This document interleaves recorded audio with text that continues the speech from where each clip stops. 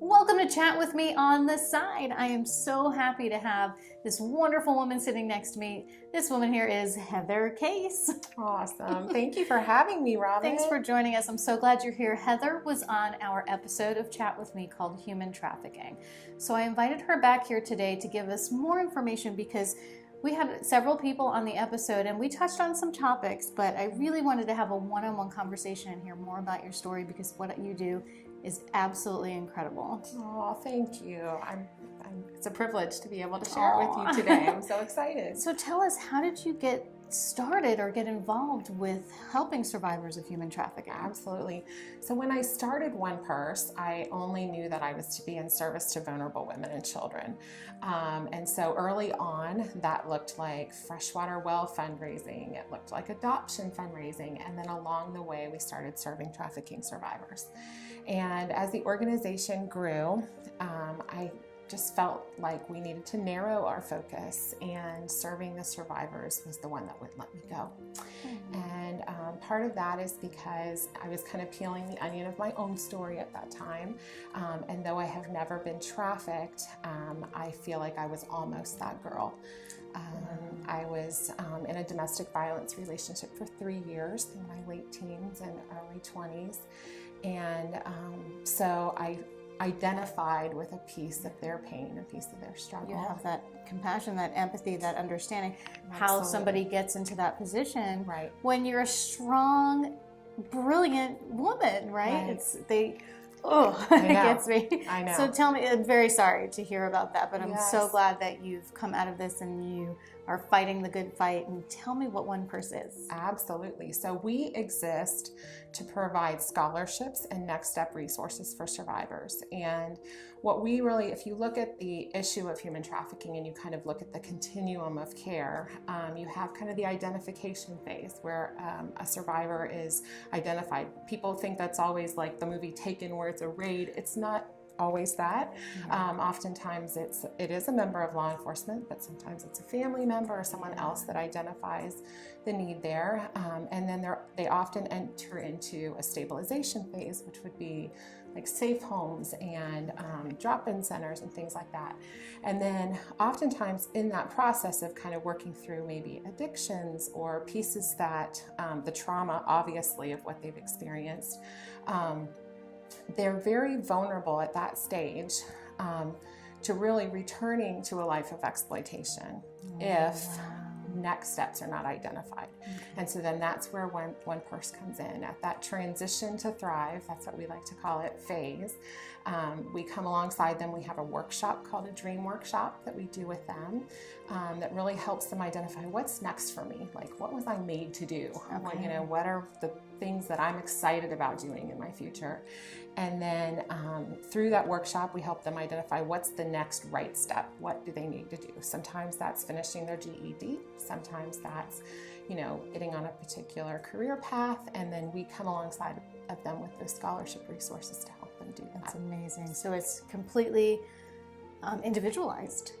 That's awesome because everyone's needs are so different. What they're capable of is so different, and you go in and find that because they might be in a position where they're not sure of themselves, or they may be feeling insecure or not realizing what they're capable of. Absolutely. And Absolutely. you empower them to do that. I love that. We say that we stand in the gap and we believe for them until they can believe for themselves that they were created for so much more, and really just try to help them take hold of that dream. Absolutely amazing. And I think one of the things that I learned during the larger episode of Chat with Me is that it really takes that whole village, that whole teamwork. So each of you have a component in this, and all of these different organizations work together to fully support these survivors in having a meaningful life and existence afterwards.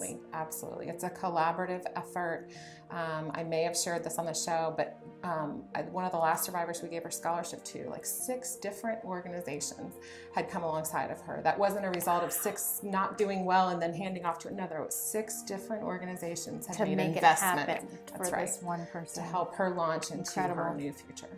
That's amazing. Yeah. So how can people get involved with One Purse? Absolutely. So kind of what we do is we make a way that women, anywhere they come together, so sororities, book clubs, bar mitzvahs, Bible studies, Wine bars.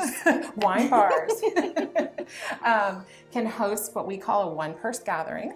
And I actually brought along a kit that I can share with you, our little kit here. And we send this out if a woman says she will host a One Purse gathering. It has this lovely handy dandy hostess guide. Nice. And then we have tags. And essentially what happens is the woman who's hosting invites her girlfriends to donate their gently loved handbags. So items that don't cost anyone to get anything to give. And then at a One Purse gathering, the women that attend select a handbag that's new to them, and they give a donation in exchange for that handbag. And that's how we raise the funds for the scholarships.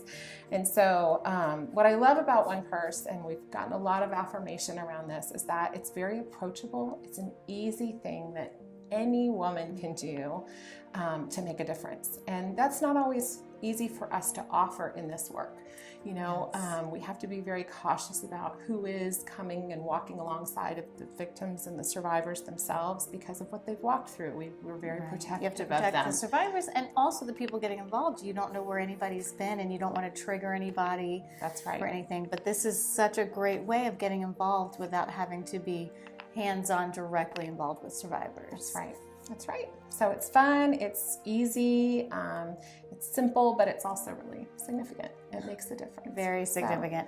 And about how many trafficking survivors have you been able to support? We have helped over 130 in the last 3 years. That's amazing. Yeah. I just got goosebumps. I just think it's so incredible. And how did you even come up with this brilliant idea?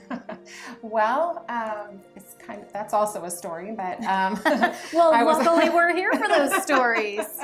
I was shopping in an upscale consignment store, and I found a purse that I fell in love with this bag. Like, I wanted it.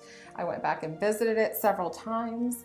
And in that process, I just felt this prick in my heart. I am a person of faith, so I really feel like this was a prick from God, but just that for the amount of money I was considering spending on that one purse, that I could change someone else's life. And I had bought nice bags before. Right. I've bought some nice bags since.